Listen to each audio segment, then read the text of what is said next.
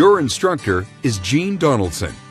Ms. Donaldson is the founder and principal instructor of the Academy for Dog Trainers, which has trained and certified more than 700 trainers in evidence-based dog behavior, training, and private behavior counseling since 1999. She also founded the Montreal Flyball Association and Renaissance Dog Training. Ms. Donaldson is a 4-time winner of the Dog Writers Association of America's Maxwell Medallion, and her books include Train Your Dog Like a Pro, Dogs Are From Neptune, and Fight, a practical guide to the treatment of dog-dog aggression.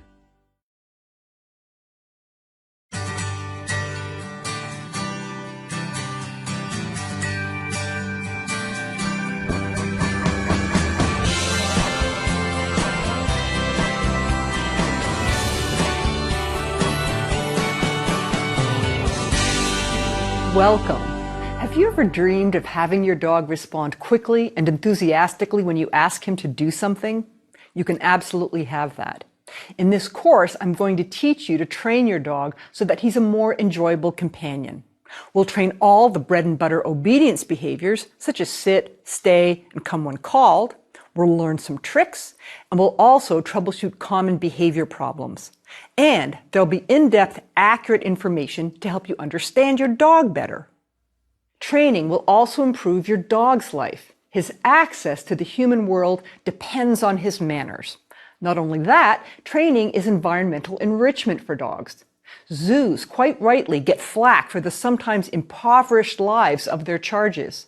So the good ones pour energy into making animals work for their food. We could take a page from their book, and training is one way to do so.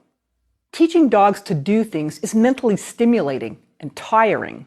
It gives them a sense of control over their environment and is therefore good for their behavioral wellness. Your dog doesn't have to be a particular age, breed, or size.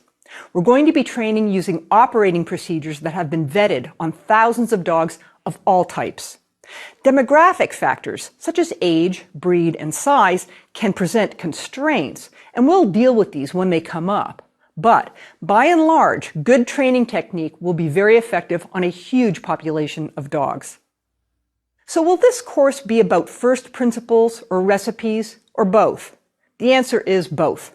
You will come away with sufficient knowledge of the first principles of how dogs learn and how best to train them that you'll be equipped to train and troubleshoot on your own. These first 2 lectures are exactly that. But we also have detailed field-tested training plans for those bread and butter behaviors, so we don't need to reinvent the wheel. The majority of this course is going to be what trainers call training behaviors in. Installing, sit, down, stay, wait, don't touch, come when called, walk on leash without pulling. But later on, we're also going to talk about training behaviors out, disinstalling unwanted behavior, such as chewing the wrong stuff, eliminating in the wrong place, and excessive barking. Because you're a primate, we're going to exploit your ability to learn via observation. There will be lots of detailed demonstration. I'm going to show you everything. How animals learn is one of the most studied phenomena in the history of psychology. How to apply this science out of the lab in the messy real world is also well understood. But as you've probably experienced yourself, there's a lot of folk knowledge about dogs and dog training. We're bombarded by tips and advice from internet gurus, entertainers on TV, and family and friends. And the problem is this: what we're hearing is by and large not very accurate.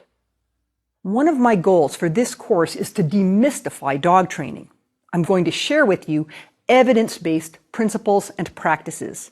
In today's lecture, we're going to lay some foundation. I'm going to introduce you to 3 core principles of dog training, which will be woven throughout all the practica in this course. So let's get started. There are 3 key principles of dog training, and they are these. First and foremost, there is no free lunch in dog training. This principle is all about motivation. You're going to have to motivate your dog, and not with magical energy or a cult of personality, but concretely. All successful dog trainers motivate dogs concretely. They're just not all very transparent about it. We, on the other hand, are going to be very transparent. Second, the dog has to feel safe. If he's worried or afraid, this is going to trump everything else and training will go nowhere. So we must be competent at recognizing and addressing fear. Third, training is a step-by-step process. It's a gradual building of behaviors. There is no knowing. No dog knows sit or stay or come here. And importantly, there's no knowing followed by willful disobedience. There are just shades of gray of level of difficulty and shades of gray of probability of the behavior happening when we want it to. The craftier you are at leveraging these three principles, the faster and more effectively you'll get the job done. So now, let's dig into each of them in more detail. Principle 1 is our no free lunch. All behavior has cost, and there must be offsetting benefit. This is a fundamental principle of evolution. Animals that behave willy-nilly, in animal training we call it wasting your behavioral dollars, are outperformed on the evolutionary playing field. Domestication has not altered this bedrock fact in dogs, in spite of what you may have heard about dogs having an inherent desire to please. If your dog sits when you want him to, it is entirely because he has some history of the carrot, the stick, or both. Let me tell you about a client whose epiphany on this subject turned her relationship with her dog around. A woman called me about her Labradoodle, Valentino, who was running amok. He jumped on everybody, and at the park it took her 20 minutes to collect him because he wouldn't come when called. Valentino even played keep away if she went after him. Then one day he bolted out the front door, ran down the street, wouldn't come when called, and was nearly hit by a car. This was the last straw, and she called for help. When we met, I asked her if Valentino had ever been trained, and he had. He'd been taught sit, stay, and a recall, all of which would be perfect choices to address her problems. But Valentino wouldn't do any of these behaviors when it counted. In fact, he would barely do them at all. And the reason was very simple. He was never paid. And he was never paid because his owner felt entitled to his obedience. She expected obedience without what many of us consider bribery. She wanted free lunch. Valentino had been trained in a way that was very common, but also very ineffective. There had been motivation at the beginning. The way it was framed was that food should be used to teach the behavior, but that once the behavior was, quote, learned, his owner's praise would be enough. Food or other motivation was no longer necessary. She could just command, sit or stay or come here, and Valentino would do it because he knew what to do and wanted her happy. Now, let's talk brass tacks. In the jargon of animal training, Valentino's vital behaviors were on what we call an extinction schedule. An extinction schedule means when the animal does behavior X, he is not paid. And the more times he does the behavior without payment, the less and less reliable that behavior becomes. The behavior is quite literally moving towards extinction. This type of training is one of the ways the pros get rid of unwanted behavior. Think about that. The very behaviors she most needed were on a regime that professional animal trainers use as a dedicated strategy to kill behavior. This well-meaning owner's critical error was conflating what Valentino was supposed to do with why he should do it. Trainers call this the what-why distinction. Remember that food that was used for the first bunch of repetitions? In spite of the teaching explanation, that food wasn't merely instructional. It was his paycheck. And when the pay stopped, so did his behavior. As predictably as apples falling down when you drop them, his sitting and staying and coming when called all died. When Valentino stopped performing, his owner understandably got upset. From her perspective, he clearly, quote, knew because she had witnessed his obedience in those early reps. So when he stopped obeying, she couldn't help but invoke the trilogy: stubborn, willful, and dominant. But Valentino wasn't any of those things. His behavior was just being governed by lawful principles. What really helped her was coming to understand that extinction is nothing personal. It's just the law, like gravity. So what did we do? We instituted paychecks, and Valentino's behavior fell into line. Now, the paycheck analogy is useful, but there are important caveats to the parallels between your motivations and those of your dog. We are all susceptible to laws governing reward and punishment, but you have motivations that your dog does not. This might seem obvious, but it turns out to be very important. Let me explain. You probably do all kinds of things that don't pay you immediately, directly, or tangibly. You throw behavioral dollars at achieving a sense of accomplishment or maintaining your health in the future. You contribute to the common good, and you perform work to make others happy. You do all this without concrete or immediate compensation. Your dog does not, and he will not. He needs immediate, concrete compensation for most of the things you want him to do. He doesn't think stay and coming when called are inherently valuable. To him, they're actually kind of dumb. They even interfere with goals he thinks are inherently valuable, like staying at the park, chasing a cat down the street, or licking your face when you come home. So where is there overlap between you and your dog? Well, even though you might have human-specific motivations like philanthropy, like your dog, you wouldn't crank out copious behavior you think is intrinsically dumb. You wouldn't leap to your feet and paint your living room if it didn't need it. You wouldn't spend $300 on tickets to a play you hated, or suddenly sit motionless on the sidewalk on your way to the 7-Eleven. And even if you like your job, if your employer said, no more paychecks, from now on, praise from your supervisor is good enough, you probably would stop going to work. But back to dogs. They require immediate positive reinforcement. Make no mistake, the only alternative to positive reinforcement is a protection racket. If he doesn't do it, you hurt or scare him. Luckily, you don't have to resort to that. We have plenty of tools to accomplish all our training goals without any threats or violence. If you're interested in the relevant research on training methods, you'll find these referenced in the guidebook. Now, I said dogs find most of the stuff we want them to do inherently dumb, and so they need extrinsic motivation, but it's actually a bit more complicated than that. Some dogs are bred to want to do certain things. For example, Border Collies and many lines of sporting dog find retrieving inherently enjoyable. I'd even dare say that some of these guys are so fetch mad it borders on a compulsion. They will retrieve without being rewarded for doing so.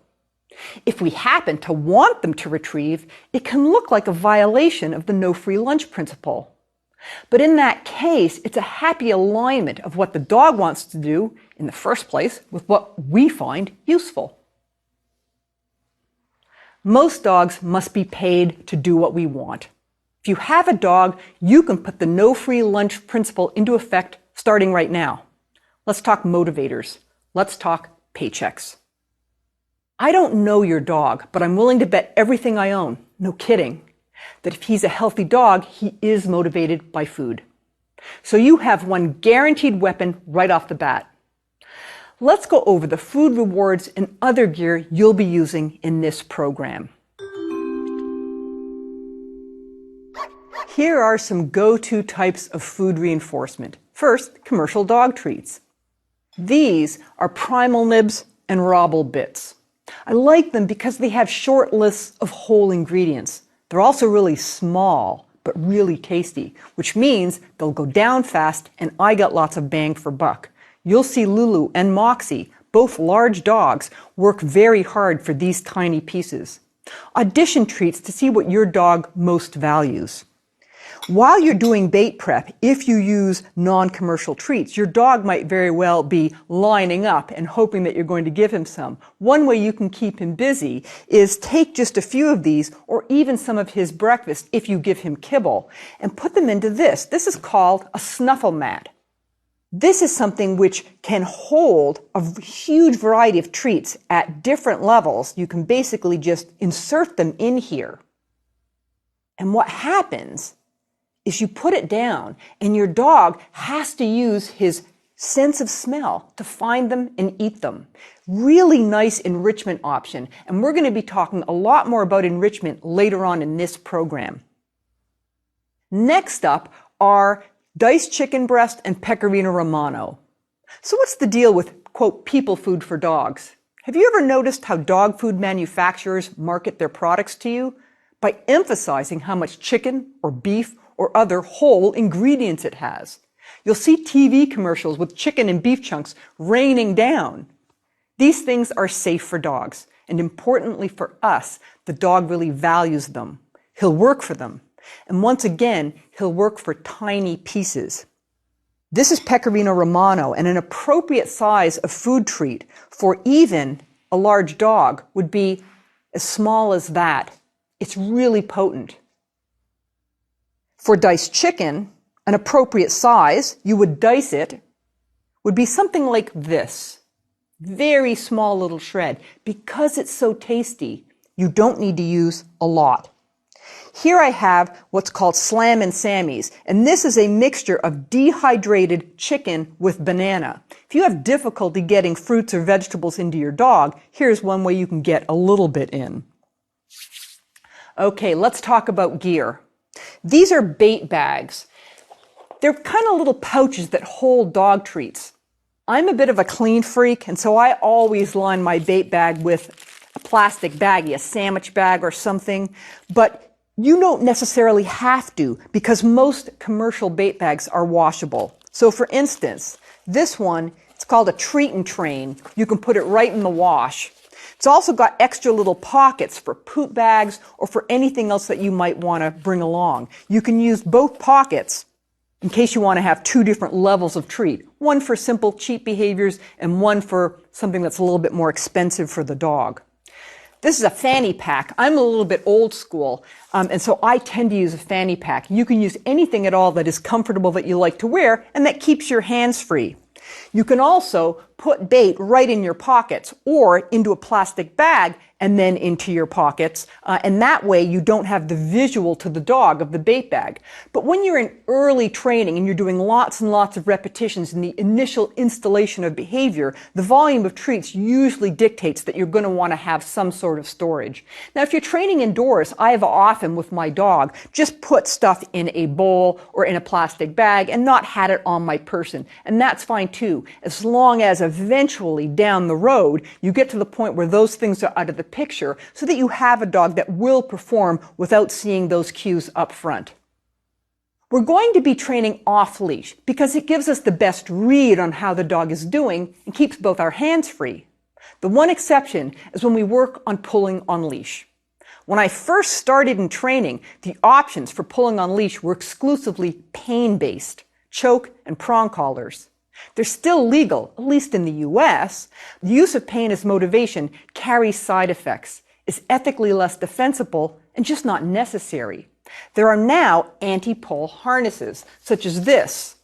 What it does is it changes the point of contact from the dog's neck or chest or back and puts it in front.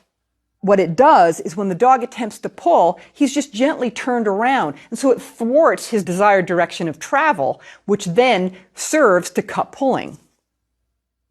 This is a head halter.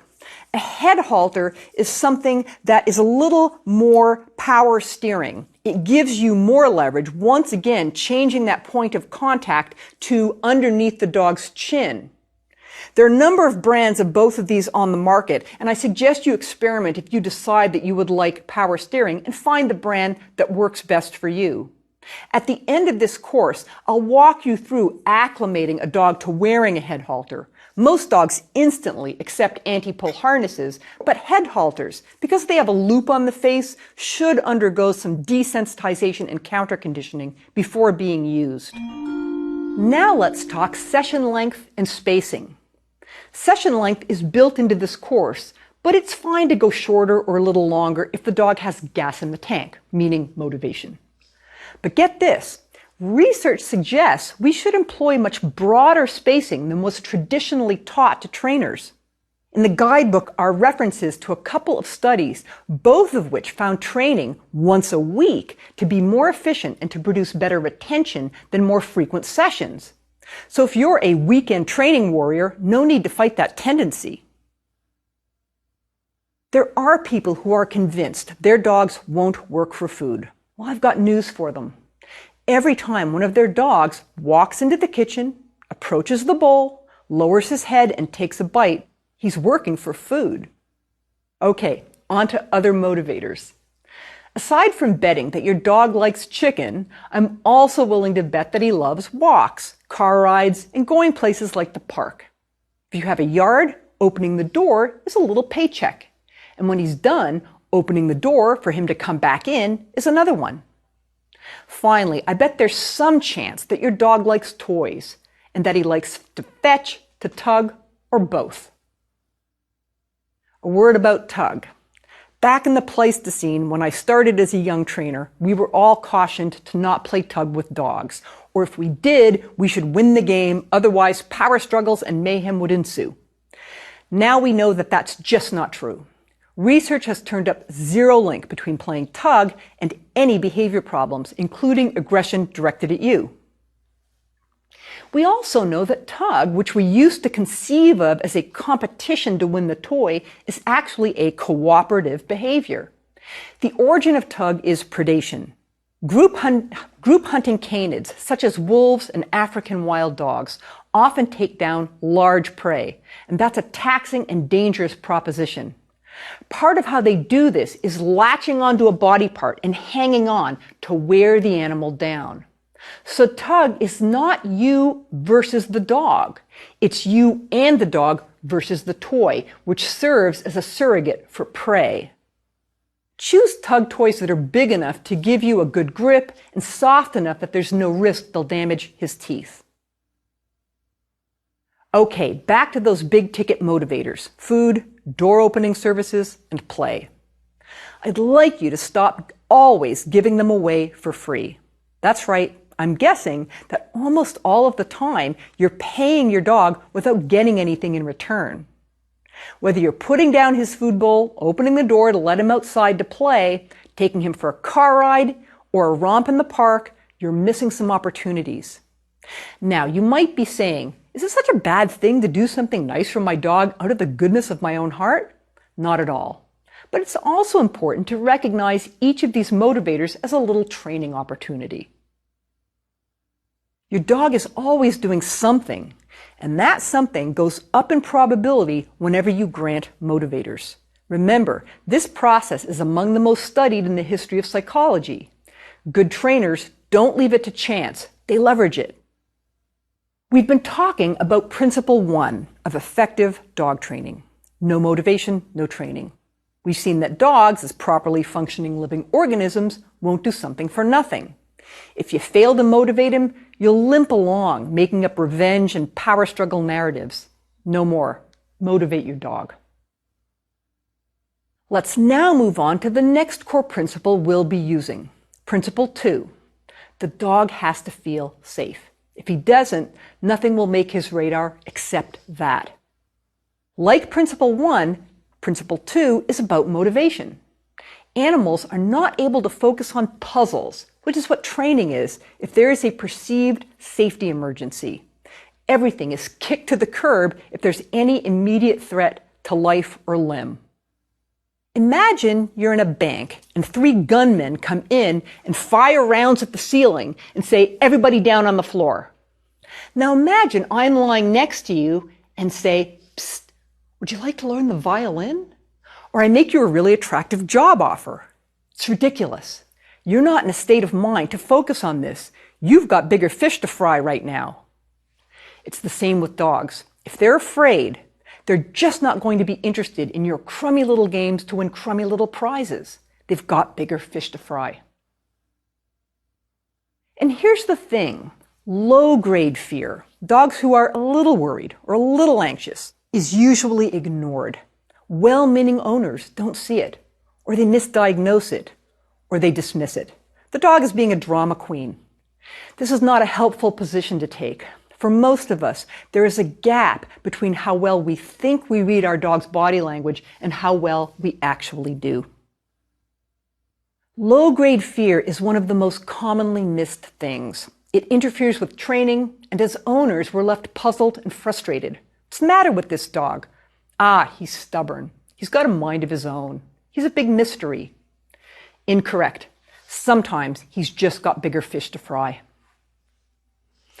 I had clients once with a Tibetan Mastiff, which is a very large, fluffy breed of dog. The dog was aggressive towards unfamiliar people, great with his own family, didn't like strangers. That would be an issue for any dog, but for a large, powerful breed, it's a serious problem. Now, the owners were both university professors and had researched this breed. They had chosen very carefully and had had dogs their entire lives. They were convinced their dog was two things. One, he was overconfident and protective. And two, he was not food motivated. They concluded this because the dog looked very confident to them as he displayed at strangers they encountered. And the breed's original function was guarding people and property. At a dog class they had tried some months before, he never took food rewards. It turned out this dog found strangers scary and kept strangers from getting too close to him by aggressively displaying. Basically, he was employing offense as defense. The dog class they attended was packed with strangers. When he was there, this dog had bigger fish to fry than the treats and praise they were offering him. Remember the bank with the masked gunmen? Would you feel like having a Belgian chocolate if I offered you one at that moment? Back to this dog. At home, the owners sometimes offered him dried dog cookies, which the dog usually took and buried or didn't take at all. This supported their theory. He's not very foodie. The first time I met him, he was on edge. I was a stranger. I tossed him chicken and he didn't take it. At first. Long story short, by the third appointment, this dog was crazy about my chicken. The only thing that had changed was that he was now habituated to me and no longer afraid. We treated his stranger aggression by carefully modulating how close we'd let strangers get. We paid attention to his comfort level. We taught him that on our watch, strangers were never going to get closer than he felt okay about. This meant his owners had to get better at reading the early signs that he was uncomfortable. Now, next we taught him that strangers meant chicken. Then very gradually and always at his comfort level, we brought the strangers closer. We'll be talking in depth about classical conditioning in a future lesson. In the case of this Tibetan, he turned out to be as food motivated as any dog I've met. His unwillingness to eat was entirely due to him being afraid. And his owners, good, caring, intelligent people, missed it. So remember, before you begin training, pay close attention to your dog's perceived level of safety. If your dog doesn't feel safe, address that before doing anything else. Now, there's another thing I'd like you to notice about this case, that we progressed with the strangers in step-by-step fashion. And this brings us to Principle 3. Principle 3 goes like this. Training is a gradual, cumulative, step-by-step process. Before we start unpacking Principle 3, let's review Principles 1 and 2 and an important implication. Principle 1, no free lunch, gets at the economic reality of behavior having expense. No motivation, no training. Principle 2, that the dog must feel safe, gets at the trumping motivation of fear and how it renders everything else irrelevant. What this means is that 2/3 of the key principles in dog training are about motivation, about why problems. But there are also what problems in dog training. The dog may have plenty of motivation and feel completely safe, but still gets the behavior wrong. This is where our third and final principle comes in. Training is a step-by-step process. People can struggle with this principle, and it's easy to understand why. The dog is witnessed doing exactly what the owner wants. He sits when asked. He comes when he's called. He refrains from jumping on people, and the owner then makes the following leap. The dog knows the behavior. Then at some later time, with good motivation on board and no fear present, the dog doesn't sit or doesn't come when called. And this is chalked up to the dog knowing what he's supposed to do, but refusing on principle. It's a power play. He's being dominant or defiant or stubborn. Some variation on the theme of insubordination. Now, a competent professional trainer looks at this and thinks, partially trained behavior. And once again, it's nothing personal. It's just an unfinished project. We administered a grade 12 quiz to a grade 6 student, and the student flunked the quiz. Think about it this way. Dogs learn sit, down, stay, and come here the way you learn the Argentine tango, not the way you learn the capital of France. It's procedural type learning. The behavior, your Argentine tango, becomes more fluent only with the accumulation of practice. You don't get fluent without lots of repetition and gradual, carefully scaled increases in level of difficulty. Trainers refer to this varying level of difficulty as criteria. It's short for criteria for reinforcement. Criteria represent your contract with the dog. What exactly does he have to do in order to be paid? Good trainers break things down so that criteria are escalated gradually. This ensures the dog will get it right often enough to keep trying. Remember, even the most motivated dog will stop trying if the game is unwinnable. So to summarize principle 3, good trainers build behavior using step-by-step plans that increase criteria gradually. This brings us to the end of our survey of the 3 key principles of dog training. Let's now meet the dogs that I'll be using to demonstrate the plans and techniques in this course. First up is Lulu, a 6-year-old shepherd mix. She's intense and impulsive, and I expect she'll just drink up the training. Next we have Moxie, who is a 1-year-old golden retriever. She's as sweet as she is smart. Finally, we have Nico, a 2-year-old long-haired Chihuahua. He'll be helping me demonstrate a few techniques specific for small dogs and dogs who need extra steps in their plans for sit and down. Your dog may get the hang of some behaviors more quickly and other behaviors more slowly than these dogs. Don't worry about it. Stick to the procedures we'll be going over and let them learn at their pace.